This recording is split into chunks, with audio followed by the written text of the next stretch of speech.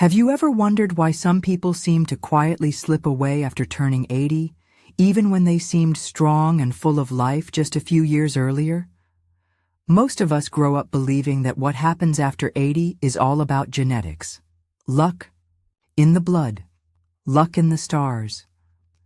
But that's not the full story.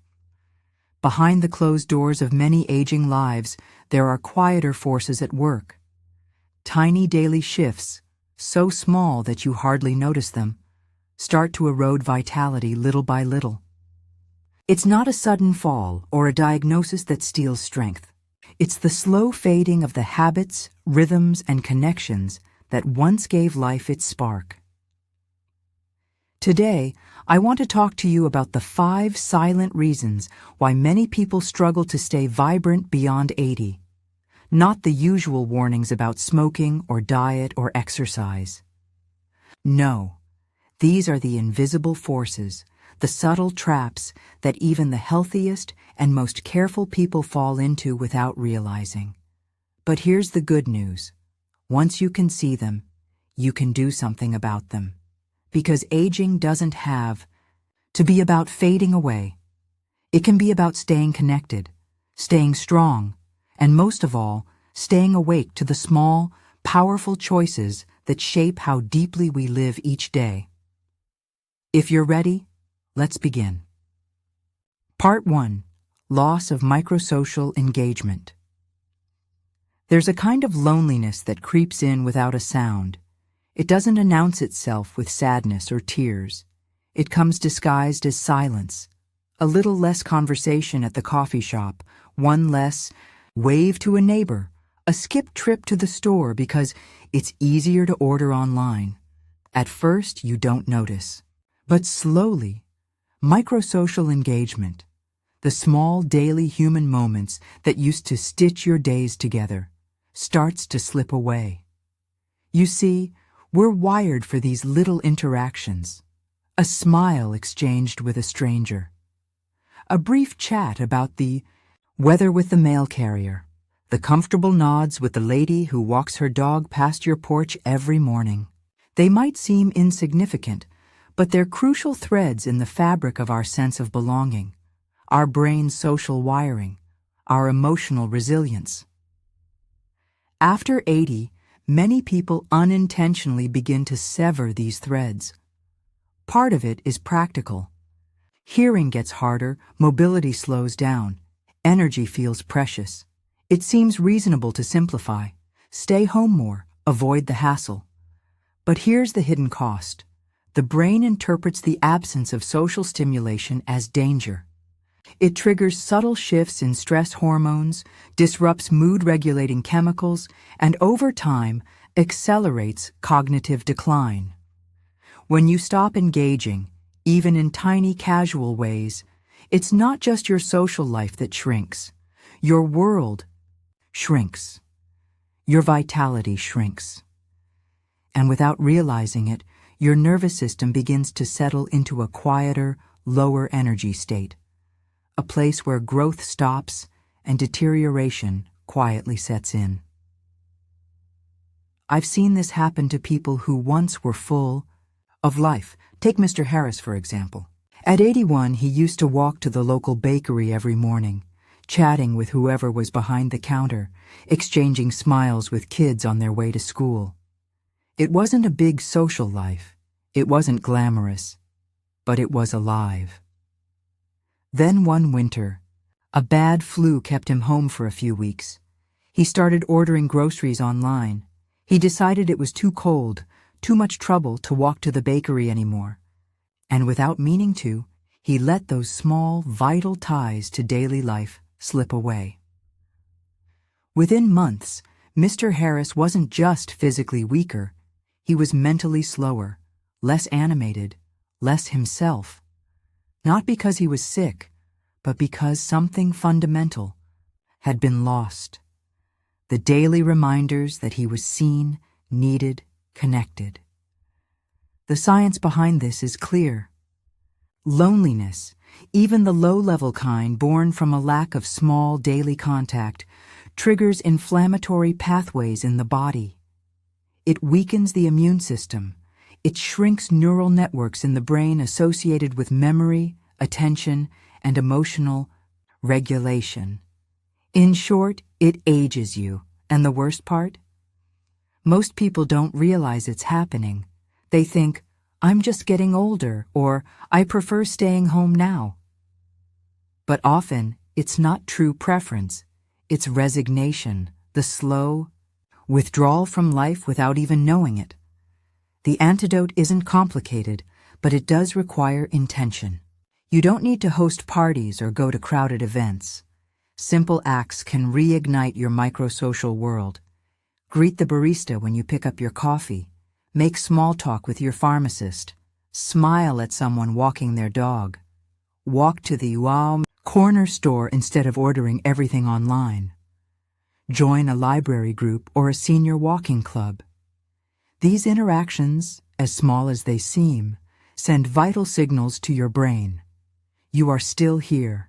You are still part of the living world. You still matter.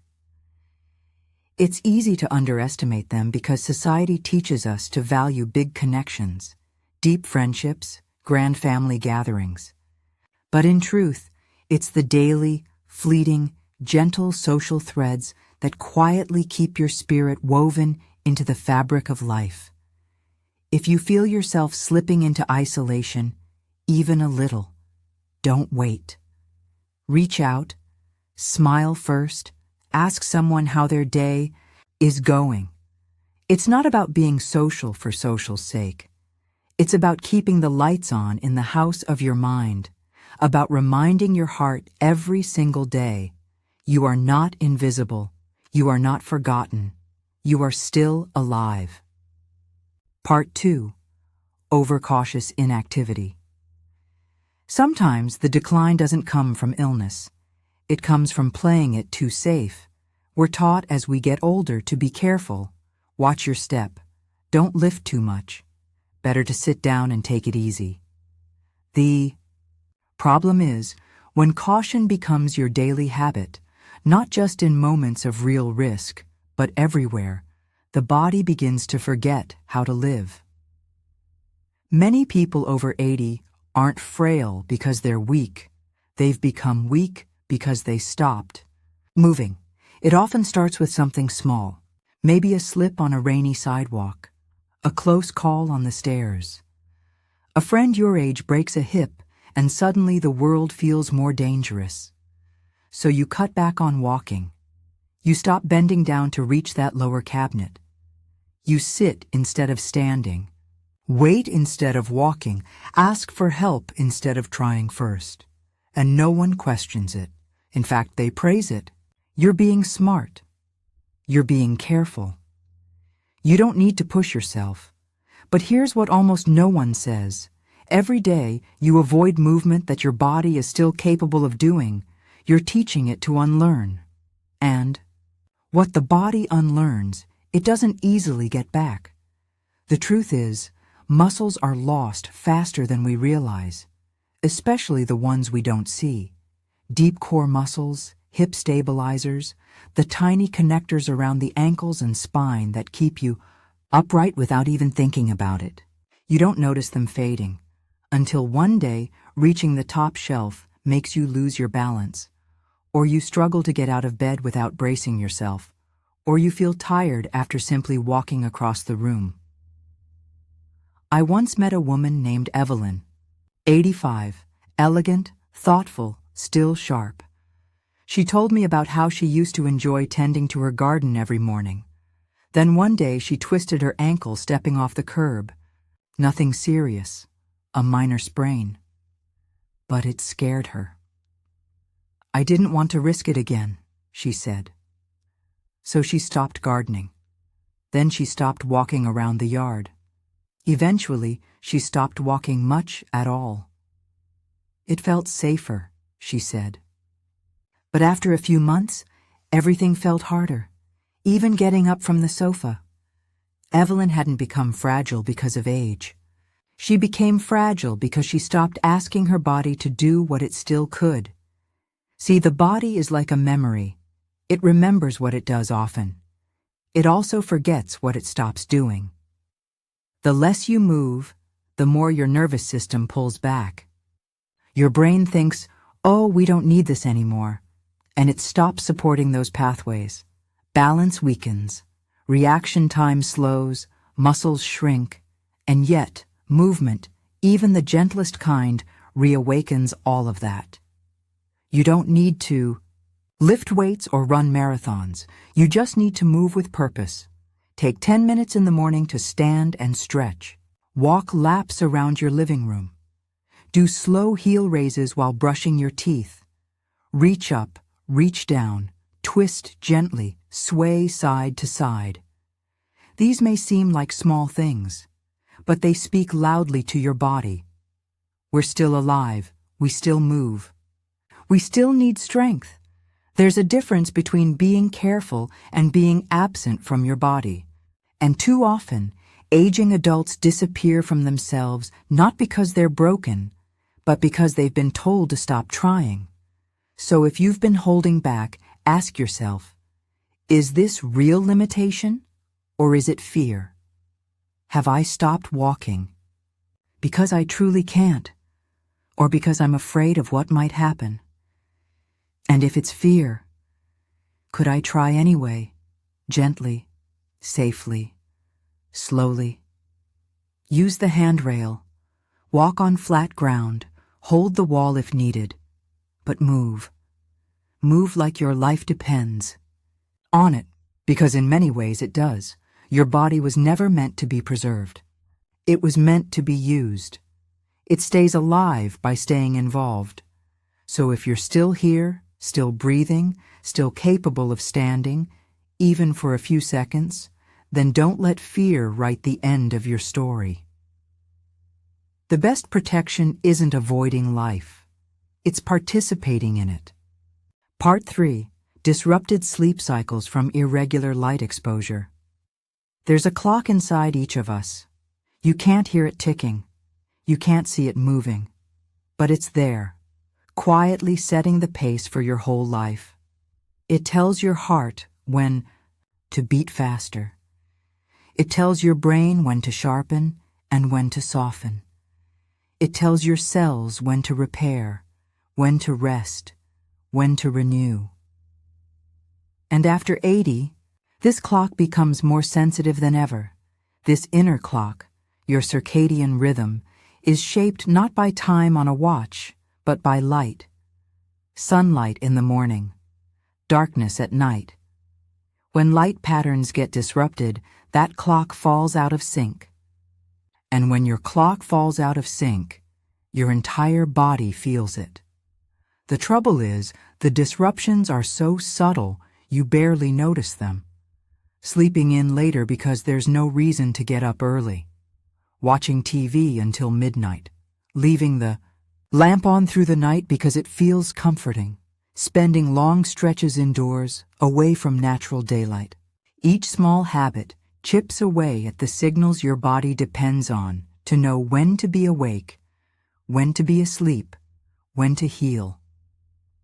At first, it just feels like fatigue, a little grogginess. Maybe you tell yourself, I'm just getting older. But quietly, your body begins misfiring. Immune cells become sluggish. Hormones get confused. Brain fog creeps in. Mood swings grow sharper. Muscles lose their timing. Even your bones stop renewing as they should. Sleep becomes lighter, more broken. You lie awake at 3 a.m., staring into the dark, feeling your mind churn when it should be resting. And daytime? You drift through it half awake, half alive, losing just a little more sharpness each week. The irony is painful. We need more natural light after 80, not less. We need better darkness at night, not constant background glow. The solution isn't complicated, but it does require intention. Start with the mornings. Your body is craving a strong signal when you wake up, a message that says, it's time to be alive. And nothing sends that signal like sunlight. Even if you can't go far, just stepping outside for 10-15 minutes first thing makes a difference. No sunglasses if possible. Let the light hit your eyes, safely. Even cloudy days are powerful. Outdoor light is still dozens of times stronger than any indoor lamp. If mobility is a challenge, sit near a window that floods with daylight. Open the curtains. Lift your face to the morning. Let your body remember what morning means, and then the evenings. Start dimming your lights an hour before bed. Turn off the television. Put down the phone. If you need light, make it warm, soft, low. Think about how dusk feels in nature. Slow, soft, gentle. Your body needs that feeling to prepare for real sleep. The difference is astonishing. I knew a man, Mr. Harris, 86 years old, who thought his mind was slipping. He struggled with names. He forgot appointments. He woke up exhausted every day, despite being in bed for 9 hours. His doctor checked his labs, his medications, even ran cognitive tests. All normal. The prescription? Morning sunlight within an hour of waking. Lights dimmed 2 hours before bedtime. Screens off. That was it. Within a month, Mr. Harris wasn't just sleeping better. His memory returned. His mood lifted. His mornings felt like mornings again, not another gray extension of the night. He hadn't needed new medications. He needed new light. You see, after 80, the body no longer tolerates small disruptions the way it used to. It needs rhythm, clear signals. Simple, natural habits. Light in the morning, darkness at night. Movement in between. If you're feeling lost inside your own energy lately, if mornings blur into afternoons, if nights stretch too long, don't blame yourself. You don't need more willpower. You don't need more coffee. You need a clock. Reset, and it begins tomorrow morning. The sun is still rising. The days are still unfolding. Your body is still waiting for the rhythm of life to carry it forward. All it takes is stepping back into the light. Part 4. Emotional suppression from loss and isolation. There's a quiet weight that settles on many shoulders after 80. It's not just the weight of the years, it's the weight of everything unsaid. At this age, loss is no longer an occasional visitor. It becomes part of the landscape of life. You lose friends, the ones who knew your old stories by heart. You lose siblings, the ones who shared your childhood memories.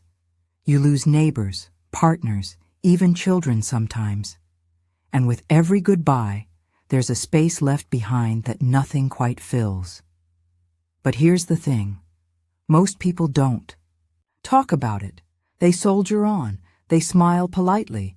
They say, "I'm fine," when asked, even if something inside them is quietly breaking. After all, what choice do they have? Society admires resilience, not vulnerability. Few people want to sit with grief. Even fewer know how to hold space for it. And so over time, a habit forms. Swallow the sadness. Tuck the memories away. Pretend you're used to it, because at your age, loss is normal, right? Except the human heart doesn't work like that. Grief unspoken doesn't vanish. It settles into the body like sediment at the bottom of a river. Unnoticed at first, but layer by heavy layer, it builds. It weighs down breathing. It dulls appetite. It drains color from days and energy from dreams. And perhaps most dangerously, it dims the vital spark that keeps a person engaged with life. Biologically, suppressed grief is devastating. It keeps the body in a low, chronic state of stress. Immune systems weaken, inflammation rises, sleep becomes fragmented, blood pressure climbs, heart rhythms falter. Emotionally, it becomes harder to find joy, harder to feel connected, harder to believe that anything good is still ahead. And yet, it's so easy to miss, because on the outside, everything can look perfectly fine. I once met a man named Leonard, 87 years old, who had lost his wife and two of his closest friends. Within 3 years, he still mowed his lawn, still paid his bills, still waved to neighbors, but he had stopped singing. He had stopped joking. He had stopped dreaming. Not because he wanted to, but because no one ever asked, "How is your heart today?" His grief had become a silent room he carried with him everywhere. The tragedy isn't the losses themselves. Loss is inevitable in life. The tragedy is that many are left to grieve alone, in silence, feeling they must hide it to be strong. But healing isn't about erasing pain. It's about giving it somewhere to go. It's about finding safe ways to feel the sorrow, the anger, the loneliness, without judgment, without shame. And the people who thrive past 80, truly thrive, often have something in common. They make space for their feelings. They talk to a friend. They cry without apology. They write letters to the ones they miss. They pray. They create art, even simple sketches. They join groups where stories are shared and sorrows are honored, not rushed. They understand that expressing emotion doesn't weaken you. It fortifies you. Because when you release grief, you make room for joy. When you speak sadness, you invite healing. When you admit loneliness, you open the door for connection. If you are carrying a loss right now, even one from long ago, know this: you're not broken. You're not too sensitive. You're not weak. You are human. And your heart deserves the same care, the same attention, the same gentleness you would offer a dear friend. You don't need to get over it. You just need a place to set it down for a while. A place to let your heart breathe again. Maybe that's a journal. Maybe that's a quiet talk with a friend. Maybe that's a walk through a garden where you let yourself remember, honor, grieve. The important thing is that you don't carry it alone, because unspoken grief doesn't just stay in the heart. It weaves itself into the body, the mind, the spirit, and left untouched, it can quietly shorten the years you still have ahead. But expressed, it frees you. It lightens the soul. It invites hope back in. Even after 80. Especially after 80. The heart still wants to beat not just for survival, but for love, for connection, for meaning. And every time you let yourself truly feel, every time you dare to be honest about your sorrow, you breathe new life into yourself. One honest breath at a time. Part 5. Gradual loss of daily purpose. There's something many people underestimate about growing older. It's not just the loss of people or health that weighs most heavily. It's the loss of daily purpose. Not grand, world-changing purpose. Not some huge, philosophical meaning-of-life quest. But the simple, small purposes that used to quietly stitch your days together. Feeding the dog every morning. Watering the plants before the sun got too hot. Driving to meet a friend for coffee on Thursdays. Checking the mail and waving to the neighbor across the street. These little anchors gave shape to the day. They pulled you out of bed with something to do. They gave you a reason to move, to notice, to participate. But over time, and often without realizing it, these daily purposes start to slip away. Maybe the dog passed away. Maybe the garden grew wild. Maybe the friend moved to a retirement home across town, too far to visit easily. Maybe mobility got harder, and the simple act of walking down the driveway to the mailbox became daunting. And little by little, without anyone intending it, The mornings lose their urgency. The afternoons stretch emptier. The evenings blend into the next day without leaving a ripple behind. You don't notice it at first because nothing dramatic happens. You're still breathing. You're still eating. You're still technically alive, but inside, the engine that once pulled you forward, the feeling of today matters, starts to stall. The body listens to the mind. When the mind has no clear reason to energize itself, no small mission to fulfill, the body stops sending its most vital signals. Movement slows. Metabolism drops. Sleep becomes less refreshing. Even immunity weakens, because purpose is not just philosophical, it's biological. When the brain believes the body is needed, it fights harder to stay strong. When it believes the body is idle, it slowly lets go. It's not about doing big things. It's about doing meaningful things to you. I once knew a woman named Doris who was 91 when I met her. She wasn't famous, she wasn't rich, she wasn't surrounded by a big, bustling family. But every day, she had a handful of small, sacred routines. Feeding the stray cat that waited on her porch, writing postcards to her nieces and nephews once a week, watching the sunset with a gratitude journal beside her chair, folding towels perfectly after they dried, even though no one else would see them. Those habits weren't glamorous, but they were hers. And because of them, her days still had shape. Her life still had texture. And because her life still had texture, her body stayed vibrant, her mind stayed clear, and her spirit stayed willing. She once told me, "I may not have anywhere fancy to go, but every day there's a reason to get dressed, a reason to smile, a reason to notice the world." That, more than any supplement or miracle cure, was her secret to thriving past 90. Here's the truth. Purpose doesn't have to look impressive to outsiders. It just has to be real to you. Maybe it's taking care of a few houseplants. Maybe it's practicing 10 minutes of meditation each morning. Maybe it's learning to cook a new dish once a week. Maybe it's volunteering to read to children at the library. Maybe it's calling one friend every Friday to check in.